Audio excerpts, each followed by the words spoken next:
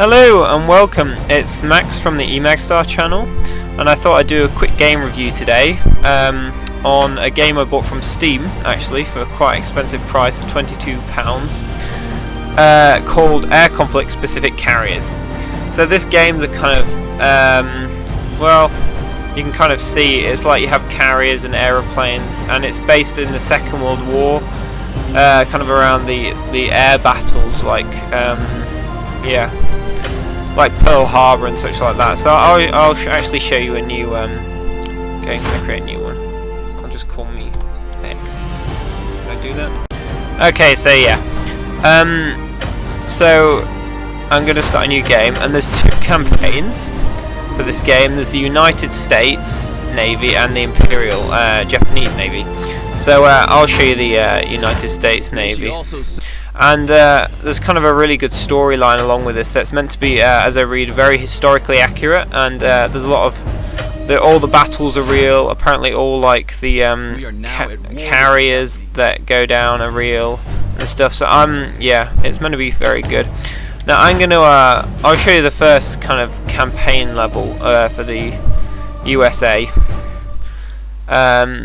Yep, okay, I'm away. So as you can see around, the graphics actually look very good, and I really like them. I mean, I can't turn them on full because I don't think it's very well optimized, but it really lags out my computer.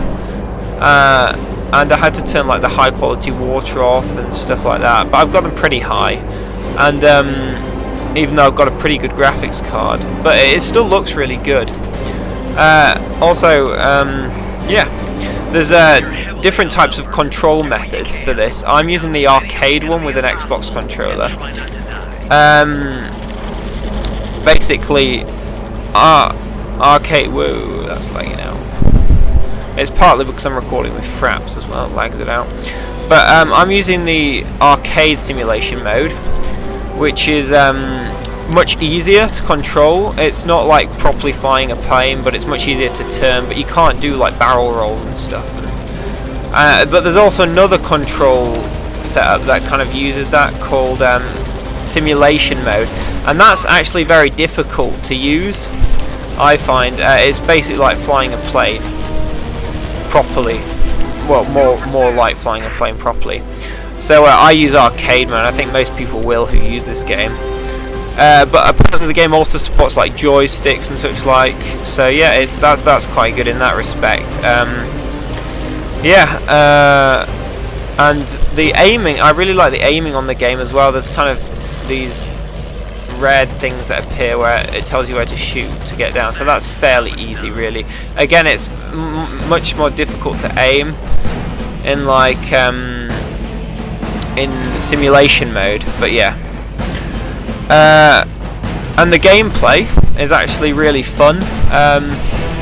There's lots of different maps. This is Pearl Harbor, and like, for example, on this level, your objective's never to like get all the planes. It's just to like shoot as many down as you can, really. And I'm playing on easy at the moment because I'm a bit crap at it. But you've got different kind of objectives you got to do, and I love the way everything's very realistic. I love the way the planes fall when you've shot them down.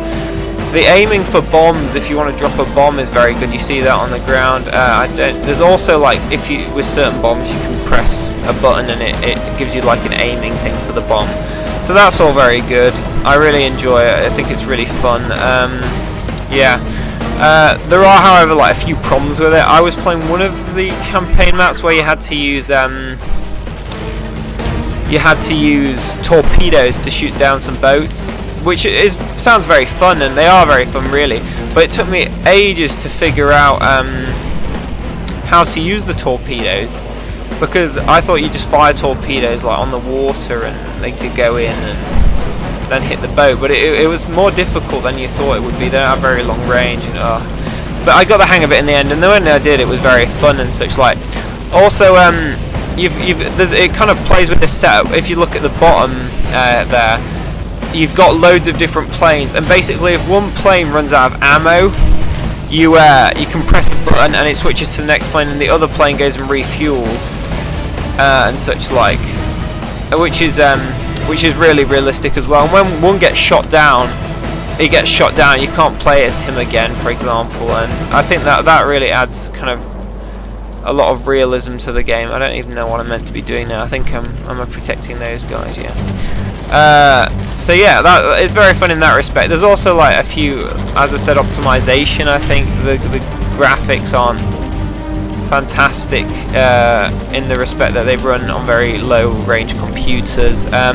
I tried to install it on my friend's laptop. It crashed all the time when we started up. It hasn't crashed on mine actually, but it did on his, and he's got a very good laptop, so there's a few problems. But overall I think it's a really fun game. I think you should give it a go buy it. I don't know if it's quite worth 22 quid, but it's certainly very fun and nice campaigns really. I'm gonna try the Japanese one sometime. I haven't tried that out yet, but yeah, go get it. It's really fun.